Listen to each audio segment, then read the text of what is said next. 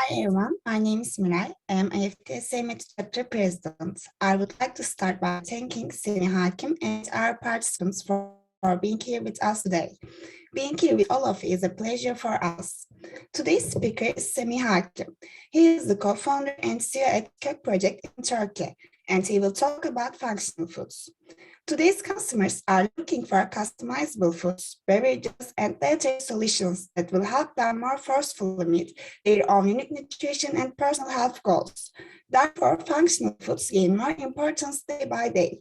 I want to pass my words to Semih Hakim to inform us about this important subject. Thank you. Thank you so much, Mirai. Happy to be here. As Mirai mentioned, today I'm going to talk about really briefly about what is functional foods and also the startups within that space. Specifically, we're going to start off with what is actually the functional foods, what is, the technologies out there, and also what kind of startups are actually acting to develop solutions and products within that space globally, and also some of the examples who are actually based in Turkey. So that being said, without further ado, let me just quickly share my screen. You can see it easily, I guess, right? Yes. All right, all good. So basically, let me just quickly talk about, who we are as Kök Project and what we do and what is the relationship between our organization, also the functional foods. So if I just start off with my background, I used to come from a chef background. I used to be a chef. I used to work in a kitchen. In my previous life, I worked with consulates and gastrodiplomacy projects. I did food events across the globe. And I did similar activities focusing on research and on culture and cuisine. So over the course of the years, I've gained experience within the food sector. And back in 2015, with my co-founder, Shirley, we set up the Kök Project, which is today, it's a startup accelerator and a corporate innovation partner for agri-food sector. Our motto is, we call it as the cultivate ideas and creates value. That's what we do. That's what we focus on. And we work together with food, agriculture, and water startups. So that being said, all right, we're good. As I mentioned, so we work for the future of food. What I mean by that is that we work together with companies, governmental organizations, investment funds, and NGOs on developing startup acceleration programs to help the startups to develop their products and services and also empower them to grow. That's what we focus on, and that's why we work together with all of these organizations to basically support the sustainability of the future of agri-food systems. We cover pretty much all the sections within the food value chain. So as we work together with mainly the entities, as I mentioned, we try to support the integration and also the digital transformation of the agri-food value chain from producers to farmers, growers, the processors, and still up to the point of the consumers. So basically, as the cool version of saying it, from seed to the plate, from soil to the shelf, as we cover. But our main focus, our North Star, is always the startups. So we work together with startups to help them conducting these services and supports, and also the products right up in the field, and working together with all these organizations that we work together as well. 1 second. Yeah. I wanted to quickly talk about one of our ventures as well, which is Turkey's first ever food incubation program that is currently based in Istanbul, Turkey, as we are running since 2018. The reason why I wanted to put it in there is that we focus mainly on CPG startups, and this is something that I will be covering in my presentation. CPG startups, specifically with the COVID-19 pandemic across the globe, has been seeing a rise in interest, and also the trend, and also the investment due to the fact that we are spending more times, at home, but we are changing our consumption habits. And especially we're starting asking a lot of questions to brands and how they produce their products, and also where are they sourcing them. So functional foods are actually coming to this picture specifically for the young professionals, to help them actually concentrate more on their work, but it's also producing and performing better as well. So Maide Mutfak, as a food incubation space, hosts a lot of CPG startups who are also developing healthy alternatives and a lot of products within the CPG space. So you can check out actually on our website, cookproject.com or mydemotfuck.com to see what are they up to, and also who are the startups we're actually hosting within that space. But if you would like to, learn more about our work, as I mentioned, you can go into our website. You can join into our actually Slack group. It's open. We have around 1,000 people within that space right now, mainly on the food sector, from startups to investors to governmental organization representatives to people who are just interested within the food space or just graduating to that space. Also, you can join into our newsletter to find out basically all of these reports and activities that we do within the agri-food innovation space. So that's pretty much what we do, but our topic today, as we will be discussing, as we will be focusing on, will be the functional foods. So as the terminology goes, there's two sections within that space, and as we call it, the conventional functional foods and also the modified functional foods. Of course, the most interesting one is the modified, and also the most discussed one, due to the fact that it's quote unquote could be not natural, changed its natural state into added more vitamins, minerals, and also the other nutritions to have more healthy products.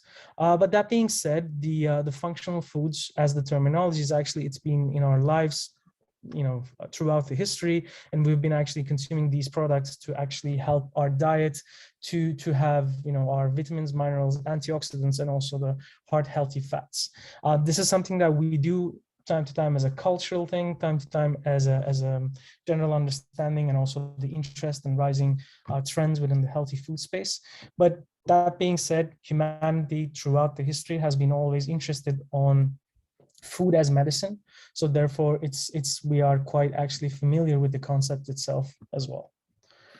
So I wanted to just just to showcase some of the examples within that space, as the conventional ones, as we can call it, the usual suspects, the fruits, berries, nuts. This is something that we're all familiar with.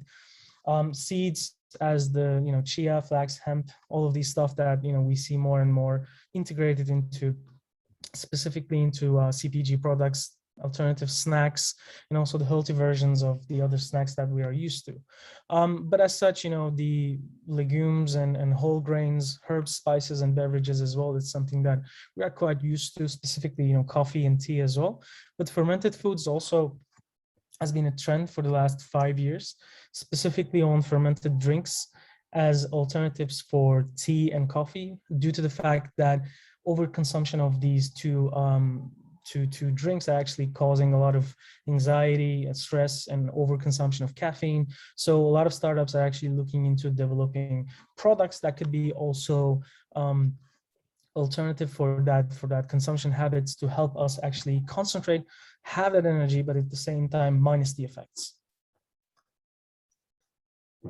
Regarding the functional foods, I mean, this is also the usual suspects, as we see, juices, dairy products, milk alternatives, to cereals, granola, and also the egg alternatives, eggs without eggs, milk without milk, meat without meat, etc. But the whole point of that is to developing products that are accessible, easy to produce, but it's also nutritionally rich. That would also help the challenges within the food security issues as well. So functional foods by its own, as a concept, as a section, it's not just about helping us to have those nutritions that we seek, but it's also providing these nutritions and all these products within the geographies that are hard to access, that would help them to actually consume these products. One of the great examples that just came up to my mind, I actually forgot to add it in this presentation, but the golden rice, one of the the great discussed subjects, was a couple of years back. It was a product that was a fortified rice with the technology of GMO.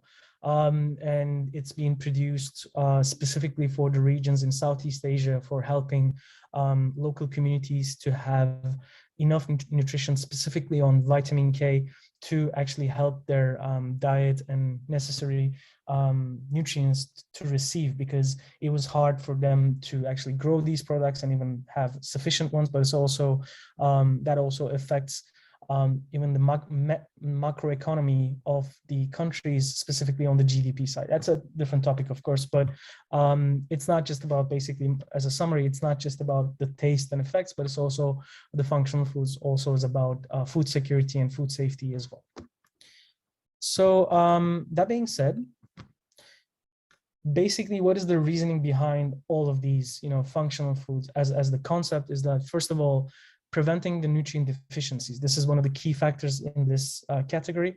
To, as I mentioned, with the, the great case of golden rice or the similar ones, to helping people to receiving the necessary nutrient that would be hard for them to reach or have access to. Second, promoting growth and development. This is, of course, on the side of the having,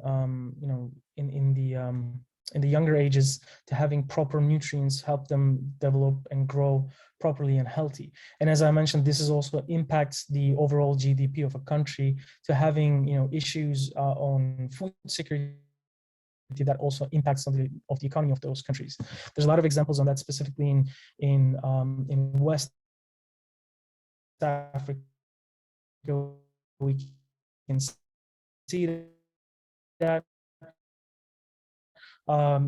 as one of the great examples in Nigeria. There's a lot of cases, and also research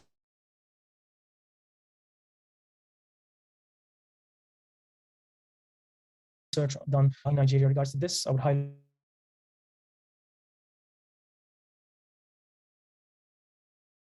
recommend if you're interested. As I mentioned, so regarding the startups, as I mentioned, as the pandemic goes, there's a lot of new startups coming to the picture across the globe, specifically focusing on functional foods and also the alternative foods. Again, this is based on, as we are changing our consumption habits, but it's also changing how we source our food and how we have the interest in it. So here are some of the examples I would love to talk about globally. First one is, it's one of the main problems if you like to go out and like to drink. The aftermath of that, basically the hangovers. So Z-Biotics are actually developing a probiotic drink that helps to prevent the effects of alcohol consumption day after drinking. So this is actually a great case because it's a product that is fortified drink. It is a functional food in a way, but it's also helping a really common problem for if you like to go out and drink and have not having the problems of hangover without any remedies that are called the medicine. So basically, this is a proven product and help you to cure the hangovers. Another one is Peta. I would highly recommend for you to check out their website. It's pretty cool.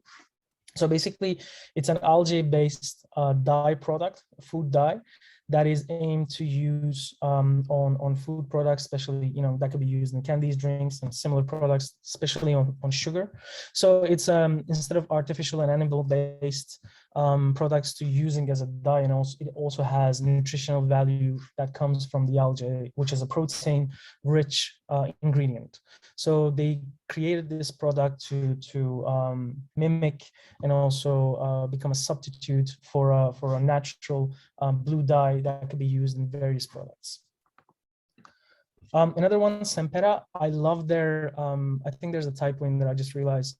So it's they call it mushroom as a platform. So basically they produce a lot of mushroom types that helps helps our bodies regarding the that could be positioned as medicine, but it's actually food. And they are looking into the DNAs and also the other specialities of those mushrooms and those types, and they produce them and they provide that to their consumers, either on powder form or mix or similar added value products.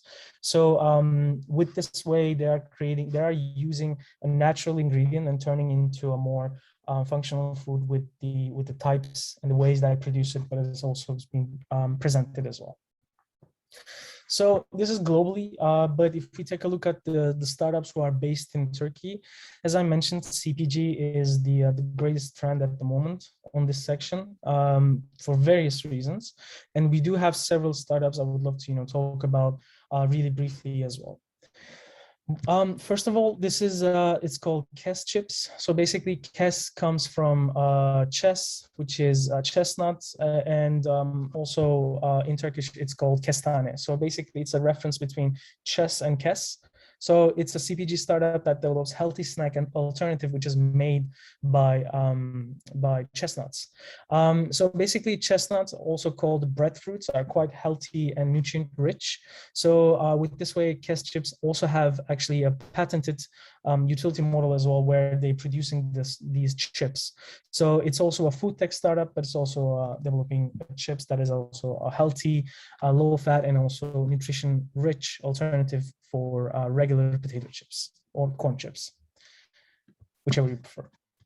The second one is Bio. Basically, it's also a food tech startup that develops bee-based products. So they focus on developing shots, honey, or even cosmetics made from their honey production. It's a food tech startup, but it's also, as the culture in Turkey, we are producing a lot of honey in various regions in the country, but they are taking that process and turning into a food tech startup with their patented processes, and with this way they're producing several other products, but they're all based in bee products. The next one is something that it's I find it quite interesting. So it's called pacha. Pacha means actually in translation, I would say feet. So basically, we have a famous soup in Turkey. We call it pacha çorbası, pacha soup. So basically, it's boiled several parts of sheep, predominantly its feet. So basically, they developed another chip, which is currently the first and only collagen and protein-rich chip in the world, which is made with all of these ingredients and providing the nutritional value and also the impact of having a soup that is collagen rich on a chip format. So I never actually get the chance to taste it yet, but as I heard, it actually smells quite the soup itself. So it's an interesting experience, but still it's great to have something in a chip form and then also being healthy as well. So that's pretty much the ecosystem in Turkey. But this is a map I wanted to really quickly talk about. This is currently not actually online on our website. I want to just share it today as a sneak peek. So this will be online a couple of weeks in our website in Turk Project. So we cover all of these startups who are based in Turkey and also working on developing food tech focused solutions. Currently, we've actually put the agriculture version of that in our website. You can also find that Middle Eastern countries, agri-food ecosystems maps in our website as well. But in this map, we've covered a lot of startups who are working and developing similar solutions. So you can just log into our website and check out that in a couple of weeks. I wanted to just quickly talk about that as well as a shameless plugin.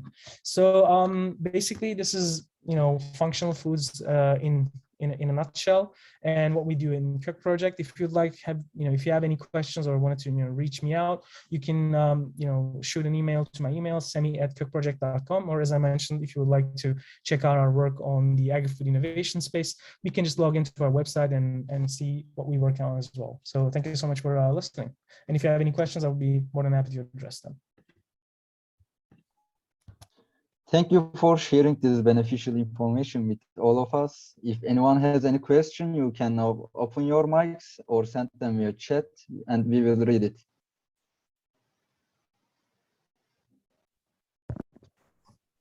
Hello, I do have a question. Can you hear me?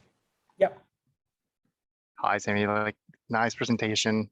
Love all the information that you share with us.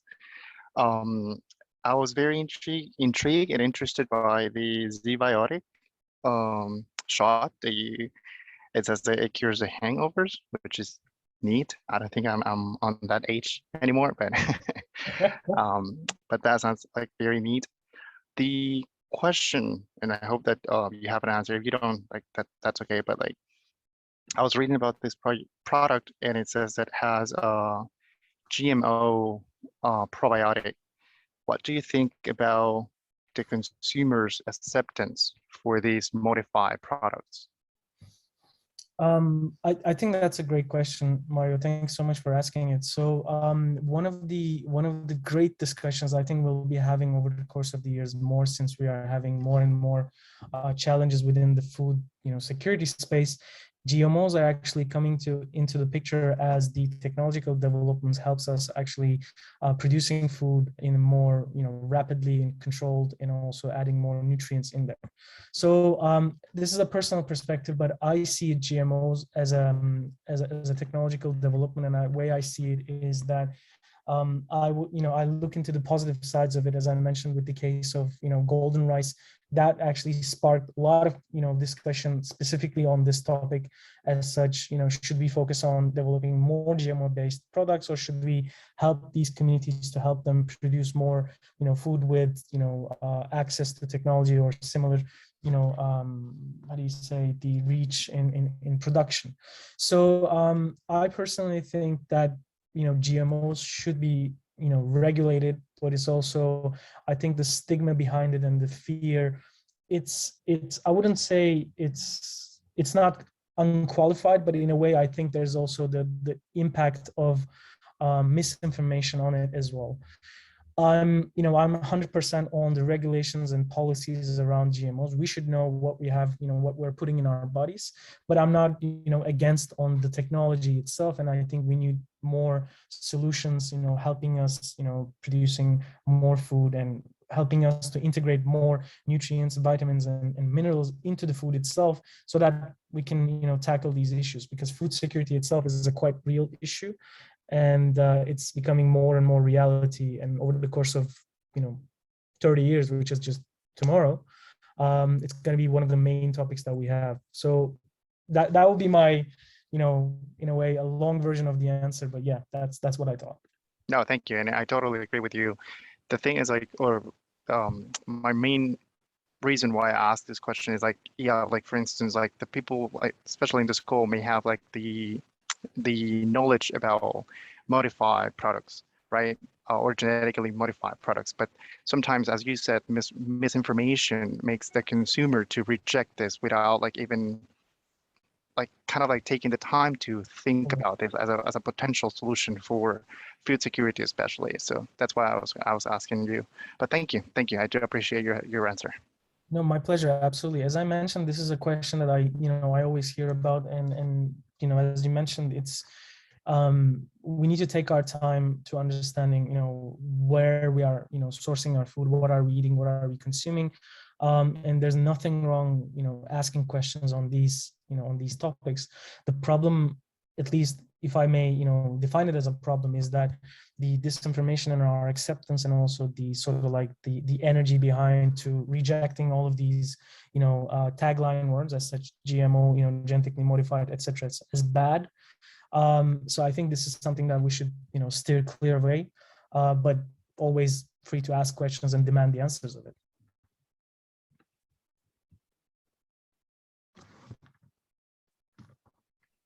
I have a question too. Here in Mexico, functional foods are expensive, so just a part of the market can get access to them. And so my question is it the same case in Turkey? So I would say yes, in a way. Basically, they're not. By the way, a quick question: how do I pronounce your name? Is it Mirtala, or do you use Maria? Just out of curiosity. No, Mirtala. Mirtala. Okay, cool. So basically, so it's not cheap, right? I mean, it's not like something that we can easily access, but that's also the case when it comes to food innovation and food technology. So whenever we have more products coming into the game on these topics, the products will be always start with expensive. This is, for example, a similar case within the alternative meat space, or for years it was the same case for alternative milk as well. it's always based on the consumer demand. If we have more demand on the consumer side and people are actually preferring more products, functionally modified or, fortified, having, preferring more dairy alternatives, meat alternatives, or similar like that, the price will go down. It has to go down because there's going to be the habit of consumption. During that time, a lot of companies are actually positioning themselves as the premium products, and that creates that negative impact on, first of all, on the price, the second of all, on the understanding of those, CPG products. That's why I'm saying, I mean, it's not cheap. I don't think it's cheap anywhere. I think that's one of the sides of the functional foods in this case, because in one point they try to be a lot of companies, they prefer and try to be expensive, so with this way they help to sustain their systems, but more they sell, actually they cut down the prices. For example, the lab grown meat, when they developed, I think back in 2015 or 2016, it was, one patty was costing around, I think, like, don't quote me on this, but I think it was around like 50K US dollars. And now, over the course of the years, that price went down. And now, we're having, for example, in Israel, there's a restaurant we're also, developing cell-based meat and selling to their customers, just like any, burger shop. So it's a process. And it's highly dependent on the consumer demand. If we have more demand, the price will go down. If we don't, then it will stay as a premium product. Thank you. Pleasure.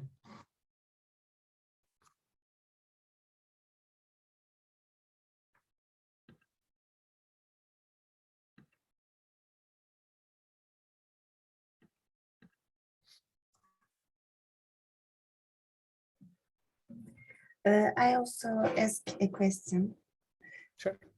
The foods you mentioned in the presentation, what do you think about the rate of reaching to the consumers in the world or in Turkey? In the future, can these products be easily accessible on the market? Yeah, I mean, so basically the ones that if I take that question literal and start with the natural ones, the conventional ones, actually over the course of the years, the conventional ones are actually becoming more and more available in the market. Like back in 5 years ago, kale was something like a myth, especially in Turkey. We have this, we do have a similar plant like that. Is it kale? Is it not? Do we have chips now? What's happening? So that, over the course of the years, that changed with all of these, small scale farmers are actually starting to build and producing similar products and specialty products for people to access in it. So the access on conventional foods becoming more and more, available. On the functional side, that's also, the similar case as, Mirtala mentioned. The products that I just, showcased is actually also on the expensive side. So they're not cheap. But at the same time, they're becoming more and more available within the supermarket chains, in the small stores. So with this way, more it's being preferred, if more it's being preferred, and if they are successful, they will be easily, more places to sell them. I think one of the factors on this would be the delivery startups or the companies as such, Getir and Banabi, etc. More of these products, entering to their arsenal and being able to actually, provide it to its customers. I think it will be more accessible and available for a lot of people. Simple example, one of the things that I see as a product was actually tofu. Almost 10 years ago, tofu was non-existent in Turkey because we don't have, more, East Asian communities much exist in Turkey. So that's why, tofu wasn't something preferable. It was something like a myth ingredient, especially for another, type of people who were, named as vegans or vegetarians. There was non-existent 10 years ago.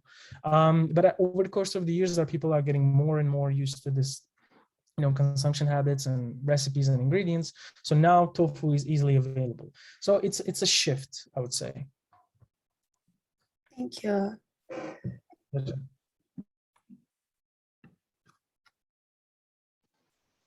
I have also a question. In our country, modified foods always be a controversial topic. How you can convince customers to buy modified food products, and what kind of advertise are planning to introduce these products are safe?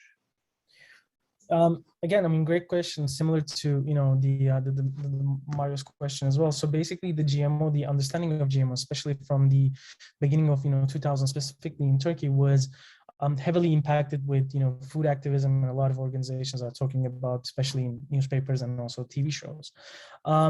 In Turkey, it's actually highly regulated. The GMO products are actually not that available in Turkey. So that's something when it comes to the regulation itself. How do you convince the consumers to buy more products in GMO? I think it's a hard question, but it's a question that for startups to answer, because that's the main case for them to develop these solutions. Regarding the food security issues, we do have them in Turkey as well. Even if we do have a lot of arable lands and a lot of agricultural production in Turkey, we have a lot of actually issues specifically on water and also the similar products that are actually wrongly produced in several different areas.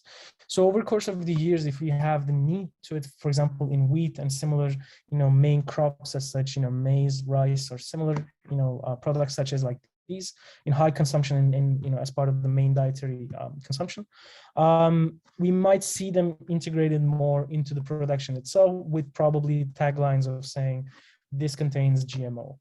So I would say transparency would convince the consumers rather than having doubt or trust issues regarding certain products. As such, like the similar products saying we contain this much sugar, this much fat, etc. Transparency always helps these companies to have more customers. It's all about trust. Thank you. We have another question from chat. Is it possible to produce functional food at home?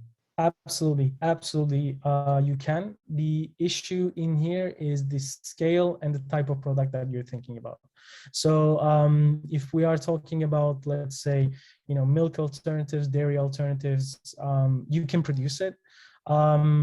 Based on the regulations, for example, in Turkey, if I'm not mistaken, till 300 portions you can actually sell it. I mean, you should definitely check that. Don't quote me on this, but I think 300 portions you can actually produce these kind of products and sell it without actually opening up a company, with having some sort of like official paper actually you're selling these products, etc. So you can produce these products. You can produce a lot of like granolas and similar fortified products. But if we're moving to the field of, let's say, adding freeze dried or similar GMO based fortified products, that's going to be hard to produce at home. But I mean, it depends. If you are interested in investing on a huge freeze dry oven, you can do that as well. It's all about equipment and process.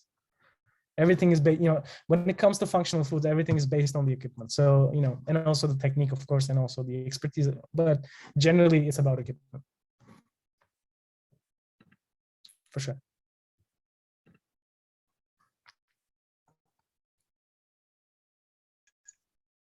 I can add a question. At a time when diseases like COVID-19 are so prevalent, an increase in functional foods is expected, just you said. Do you think the demand for functional foods was at the desired level in this period?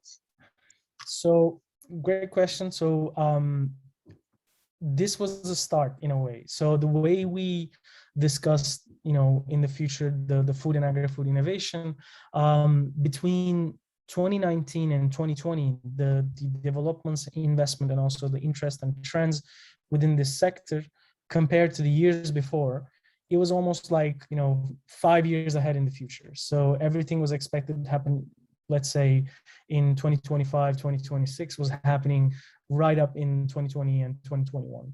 So it definitely accelerated the process for, food technologies and also the demand on several different products. But what I mean by that is that this was a start for a lot of companies, if they were in the sector before.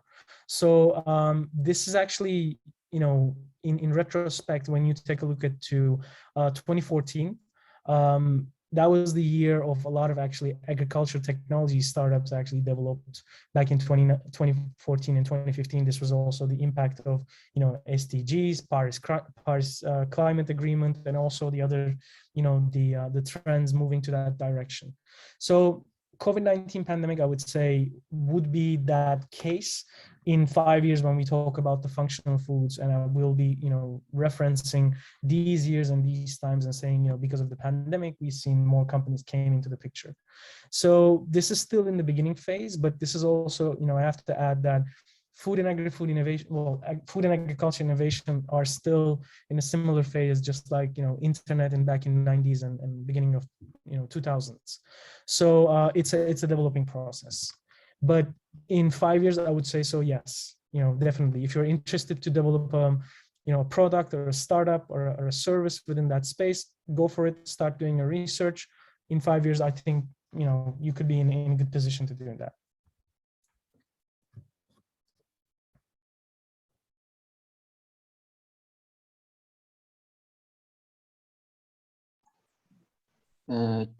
We have another question from chat.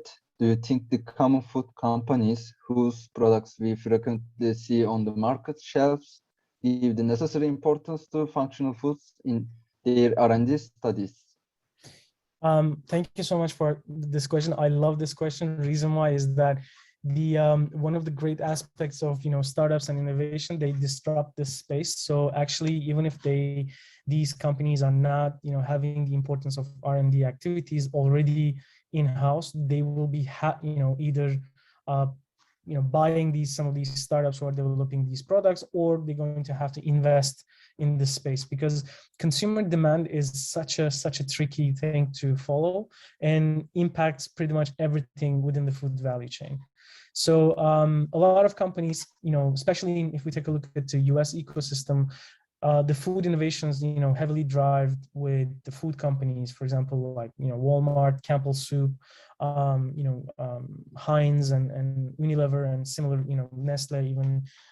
So they are actually, quite in this field of R&D and food innovation. Same thing goes for the, emerging markets as well. These food companies have to adapt and have to develop new products and new flavors and new healthy options for their consumers. So with this way they can survive, because otherwise, this is something that basically what I'm trying to say is that even if they don't show the necessary, care and, importance to this subject, either they're going to fade out, or, with losing a lot of money, or they need to adapt to this trend.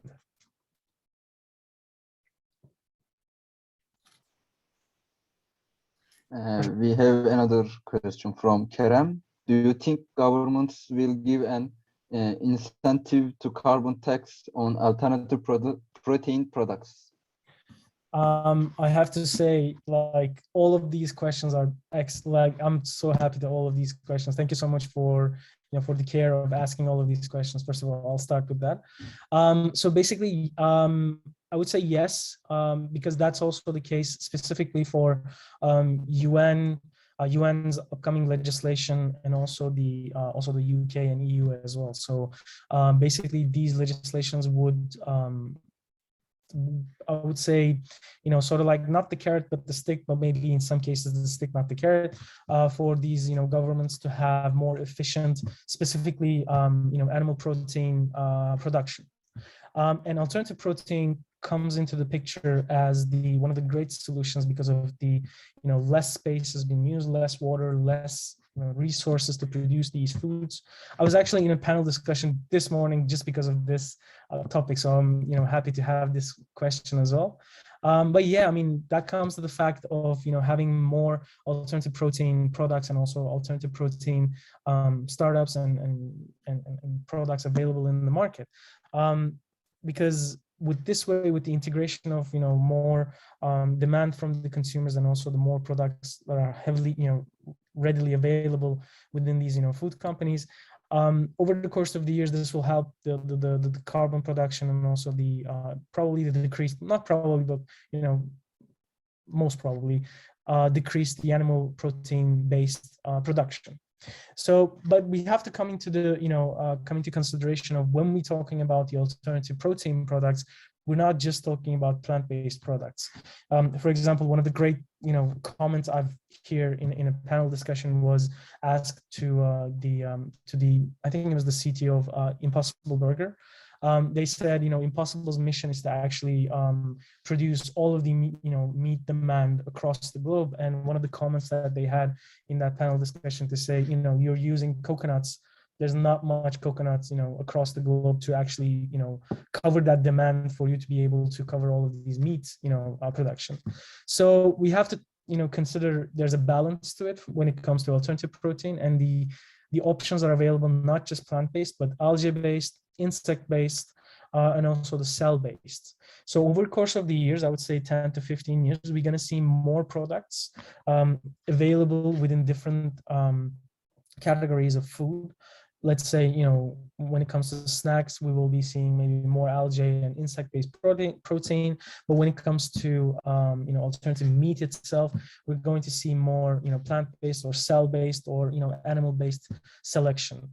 I think this is something going to happen, in a really short amount of time, in a short span. When we go to the supermarkets, we're going to see, several options, the type of meat we would like to consume and prefer to buy.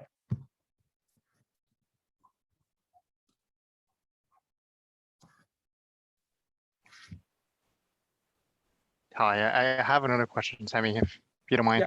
Yeah, for sure. How do you claim that a food product is a functional food? I mean, like, what is there any study? I don't know if you say that or I miss it, but like, how do you claim that? Well, for instance, if it's a GMO, like, what are you designing your modified food?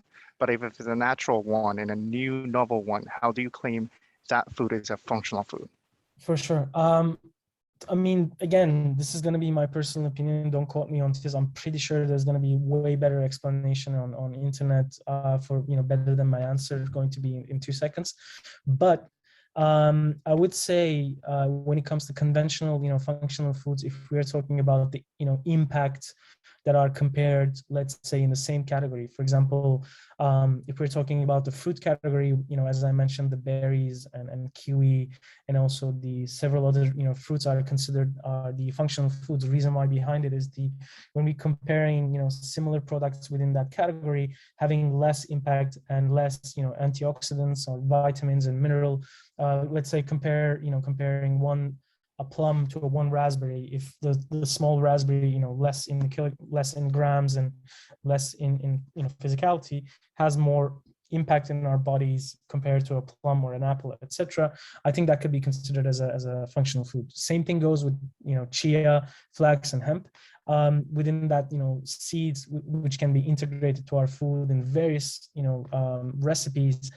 If they have an impact on comparing to other seeds available in the nature, helping us, let's say, battling, let's say, cancer or any sort of like a disease that we might encounter, or helping our immune system to actually, grow and be more powerful compared to the other seeds available in the market. I think that, these can be claimed as functional foods.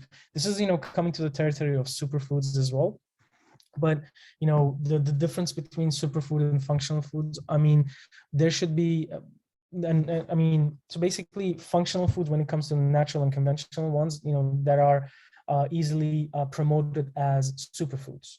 But when we're talking about GMO and enriched, fortified, and also the changed the nature, foods, that's also, easy to, do a PR on functional. So this is the way that, we can look into it, because at its core, as I mentioned, this is heavily based on consumer preferences and consumer marketing. So it would be hard to sell a kiwi as a functional food, but rather than a superfood. But when we're talking about, almond milk or hemp milk or similar products like these, or, golden rice, it's easy to market it as functional foods as well. But there's a lot of layers to it. Again, like I think like, thank you so much for, second question as well. I keep giving like longer answers to your questions, but, we have to also, come into, consider the fact that some of these products, specifically on fortified section, also they have the impact of helping us, concentrate and having more, better mood or performing better with our, with our tempo, specifically focused on, like the, how do I say, basically the work that we do, specifically always, across, in front of the computer and doing all these emails and presentations, etc. So these food are helping us to actually concentrate better. Imagine like coffee, but better, for example, but less caffeine, but you fortified it with several other chemicals. So that comes into the play as a functional food. Pleasure.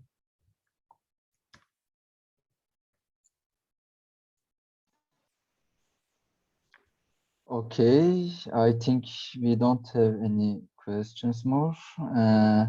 Thank you so much again, Mr. Hakim, for your very informative presentation. We would like to present this certificate to thank you as a name of the IFT essays chapters in 3 different countries, Mexico, Turkey, and Ecuador. And I will show. Thank you so much. Muchas gracias.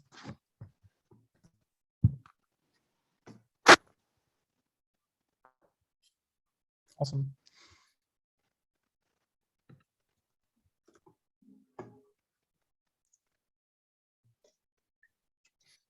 Thank you so much. So we have now completed the second day of the Food Innovation Summit. Before you leave, we want to take a picture with you all. If you want, you can turn on your cameras and I can take screenshots. By the way, I'm leaving my email in the chat, just in case if you missed it in my presentation. You can reach out to me anytime you would like. So if you have any questions, any of the topics that were discussed or any of the stuff that we do, just shoot me an email. Thank you.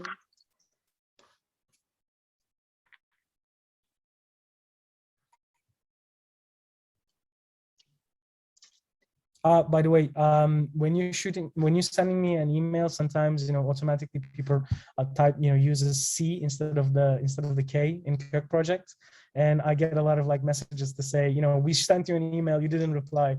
I'll always reply, but if you send it to me, so please care what you write down in Kirk project with a K, please. Okay. So thank you very much. We will continue tomorrow's event with Dr. Mario Guadalupe, who will tell us about the use of byproducts to generate added value food products. Thank you so much for coming and have a nice day. My pleasure. Have a nice one. Take care. Thanks, Thank Semih Bey. you. Bye. Thank you very much.